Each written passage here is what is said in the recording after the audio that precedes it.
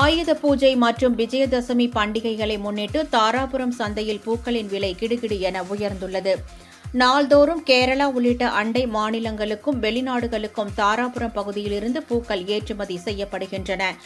இந்நிலையில் பண்டிகை நாட்களில் பூக்களுக்கு அதிக தேவை இருப்பதால் விலை 2 மடங்காக உயரும். இந்நிலையில் ஆயுத பூஜை மற்றும் விஜயதசமியை முன்னிட்டு பூக்கள் விலை கிடுகிடு என உயர்ந்துள்ளது. திண்டுக்கல், மதுரை, சத்தியமங்கலம், உதகை, பெங்களூரு உள்ளிட்ட இடங்களில் இருந்து வழக்கத்தை விட அதிக அளவு பூக்கள் வந்தபோதும் விலை உச்சத்தை எட்டியது. சில நாட்களுக்கு முன்பு 300 ரூபாய்க்கு விற்கப்பட்ட அரளி இன்று 450 ரூபாய்க்கும், 150 ரூபாய்க்கு விற்கப்பட்ட ரோஜா தற்போது 300 ரூபாய்க்கும், 100 ரூபாய்க்கு விற்கப்பட்ட கனகாம்பரம் 600 ரூபாய்க்கும் விற்பனையானது. சரஸ்வதி பூஜைக்கு தேவையான தாமரைப்பூ ஒன்று 12 முதல் 15 ரூபாய்க்கு விற்பனையானது.